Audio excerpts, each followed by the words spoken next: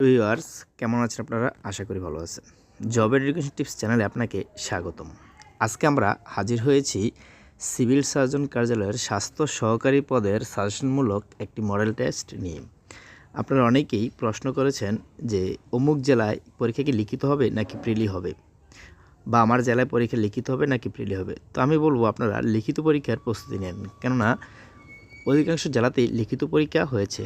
হাতে গোনা দুই একটি জেলাতে ব্যতিক্রম হয়েছে, অর্থাৎ প্রিলি পরীক্ষা হয়েছে। তাই আমি বলবো আপনাকে লিখিত পরীক্ষার প্রস্তুতি নেন, এতে প্রিলি পরীক্ষার প্রস্তুতিও হয়ে যাবে। তো চলুন কথা না বাড়িয়ে আমরা মডেল প্রশ্নটি দেখে নিই। প্রথমে দেখে নিই আমরা, এক কথায় প্রকাশ করুন, যা কোথাও উঁচু কোথাও নিচু। উত্তর বন্ধুর।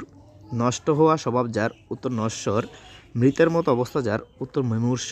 ঈষৎ আমিষ গন্ধ যার, আষ্টে। যিনি বক্তৃতা দানে পটু, বাগ্মী।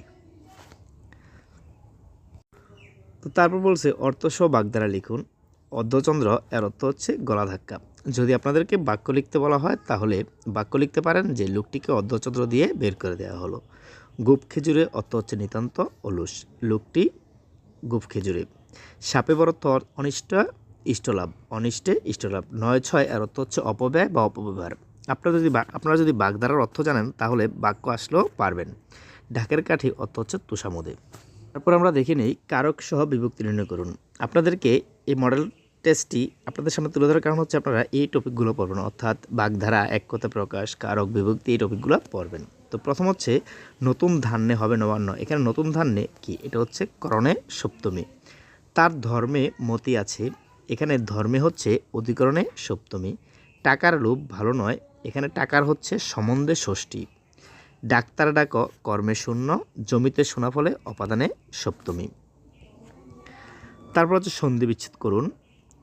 সর্বং সহা, এর সন্ধি বিচ্ছেদ হবে সর্বম যুগ সহা।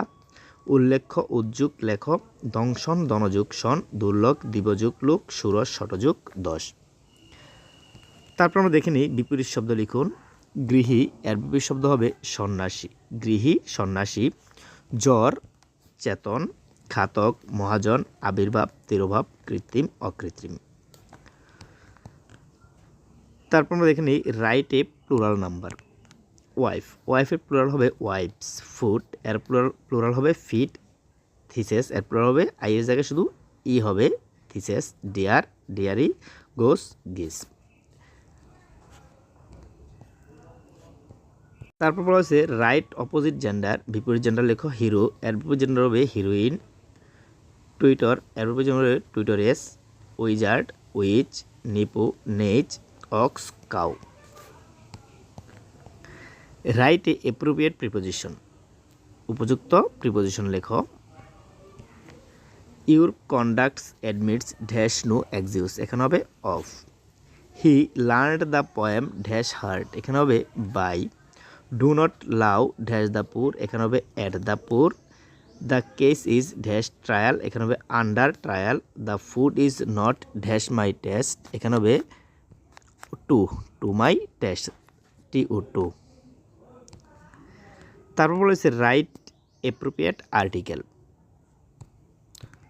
তো আর্টিকেল বলছে উই হ্যাড ড্যাশ কাওয়ার্ড, এখানে হবে a. My mother is dash gift of Allah, এখানে হবে a. Dash girls are eating mangoes, এখানে হবে the the girls are eating mangoes. I found dash old lady come to our house, এখানে হবে an old lady. I know he is dash honest man, এখানে হবে an honest man. তো দেখা গেছে আপনার ইংরেজি কী পড়বেন, আপনারা পড়তে পারেন বিপরীত শব্দ, পড়তে পারেন আর্টিকেল, পড়তে পারেন প্রিপোজিশন, তারপর জেন্ডার, এগুলো দেখতে পারেন। তারপর ট্রান্সলেট টু ইংলিশ, ইংরেজি অনুবাদ করুন। জুর যার মুল্লুক তার, মাইট ইজ রাইট। বদ অভ্যাস ছাড়ো, give up your bad habit. সে প্রায় এখানে আসে, he often comes here, he often comes here. আমার টাকা ছিল না, আই হ্যাড নো মানি। তুমি কি কখনো কক্সবাজার গিয়েছো? Have you ever been to Cox's Bazar? তারপর বলা হয়েছে মুক্তিযুদ্ধ নির্মিত সাধারণ জ্ঞান। মুক্তিযুদ্ধ চেতনা নির্মিত প্রথম ভাস্কর্যের নাম কি? কোন জেলা অবস্থিত? তো মুক্তিযুদ্ধ চেতনা নির্মিত প্রথম ভাস্কর্য হচ্ছে জাগ্রত চৌরঙ্গি।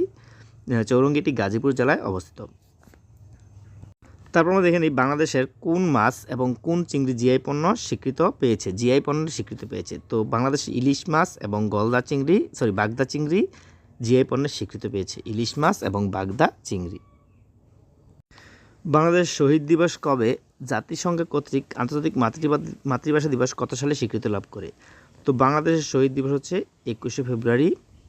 আর এই যে জাতিসংঘ কর্তৃক আন্তর্জাতিক মাতৃভাষা দিবস স্বীকৃতি লাভ করে 17 নভেম্বর 1999। খুব গুরুত্বপূর্ণ তথ্য এগুলা। তারপর বলা হয়েছে মহান মুক্তিযুদ্ধের দুইজন বীরশ্রেষ্ঠর নাম লিখুন, সিপাহী হামিদুর রহমান এবং সিপাহী মোস্তফা কামাল। তো এই প্রশ্নগুলো খুবই গুরুত্বপূর্ণ, এগুলা বিভিন্ন নিয়োগ পরীক্ষায় বিভিন্ন সময় এসেছে।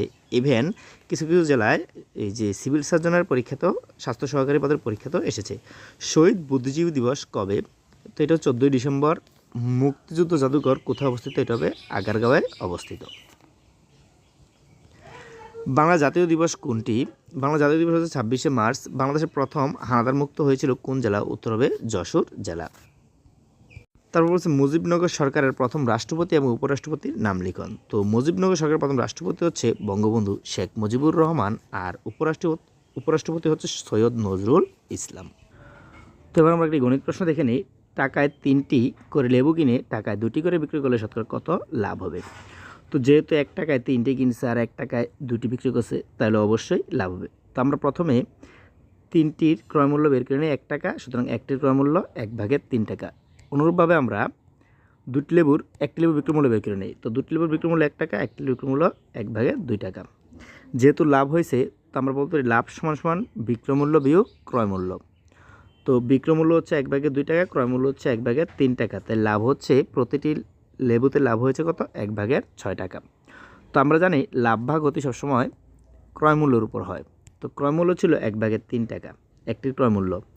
তো যদি একটি লেবুর ক্রয়মূল্য 1/3 টাকা হয়, তাহলে 1/3 টাকা লাভ হয় 1/6 টাকা। যেহেতু আমরা একটি লেবুর লাভ বের করছি 1/6 টাকা, সুতরাং 1 টাকা লাভ হয় এত টাকা, তাহলে 100 টাকা লাভ হয় এত টাকা। উত্তর হবে 50 টাকা।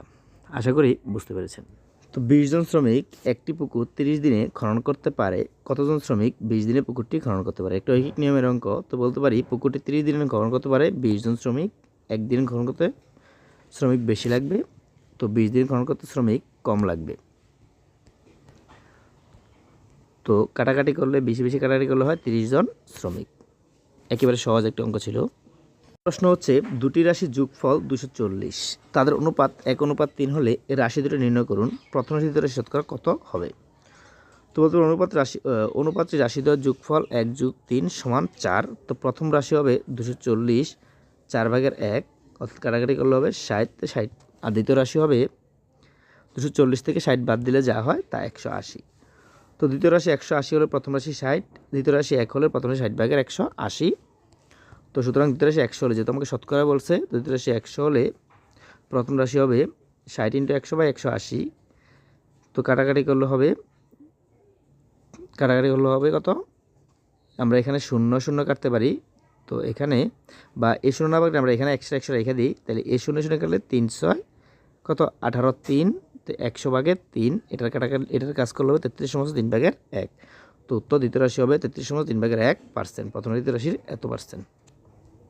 আরও একটি প্রশ্ন দেখে নেই। বলছে কামাল একটি পরীক্ষায় গণিত ও ইংরেজিতে 180, অর্থাৎ গণিত এবং ইংরেজি দুটি মিলে পেয়েছে 180 নম্বর। তো সে গণিত অপেক্ষা ইংরেজিতে 12 নম্বর কম পেয়েছে। গণিত হচ্ছে ইংরেজিতে কী করছে? সে 12 নম্বর কম পেয়েছে। সে কোন বিষয়ে কত নম্বর পেয়েছে? সমাধানটা বলতে পারি কামাল গণিতে যদি x নাম্বার পায়, তাহলে ইংরেজিতে পাবে 180 - x। যেহেতু মোট নাম্বার 180, তো আমরা একটা নাম্বার জানলে আরেকটা নাম্বার অটোমেটিক বের করে যাবে, কারণ এটা থেকে 180 থেকে ওই নাম্বারটা বাদ দিলেই হবে। তো আমরা x বাদ দিলাম। তো প্রশ্ন মতে বলতে পারি x - 180 = 12, কেননা সে এই যে বলা হয়েছে এখানে যে ইংরেজিতে সে 12 নম্বর কম পেয়েছে। তো যদি ইংরেজিতে 12 নম্বর কম পায়, তাহলে আমরা বলতে পারি যে x - 180 - x = 12, কারণ এটা বিয়োগফলটাই 12। যদি x - 180 প্লাস x = 12, তো এখানে x আর এখানে x হবে 2x = 180 হচ্ছে, এপাশে মাইনাস আছে, তাই ওপাশে গিয়ে প্লাস হয়ে যাবে 12 + 180। তো বা 2x = 192, সুতরাং x = 96। তো x কিসের নাম্বার? এটা x হচ্ছে গণিতের নাম্বার, তো গণিতে পায় 96, তাহলে ইংরেজিতে হবে 180 - 96, 84 নাম্বার। তো আমরা আরও একটি প্রশ্ন দেখে নিই। একটি ত্রিভুজাকৃতি বলছে, একটি ত্রিভুজাকৃতি বাগানের ক্ষেত্রফল 540 বর্গমিটার, এর ভূমি 27 মিটার হলে উচ্চতা নির্ণয় করুন। তো আমরা জানি ত্রিভুজের ক্ষেত্রফল হাফ ইন্টু ভূমি গুণ উচ্চতা, এটা হচ্ছে ত্রিভুজের ক্ষেত্রফল।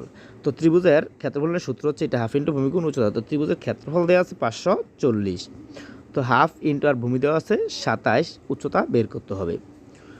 তো 27 ইন্টু উচ্চতা, আমরা এই যে উচ্চতাকে এই পাশে নিয়ে আসলাম 540 ইন্টু 2, অর্থাৎ আমরা এটাকে সমান সমান এই পাশে এবং ওই পাশে নিলে আমরা জানি যে গুণ থাকলে ভাগ, ভাগ থাকলে গুণ। তো আমরা এটা এভাবে করতে পারি যে হাফ ইন্টু 27 ইন্টু উচ্চতা ইকুয়াল বলতে পারি কত, 540।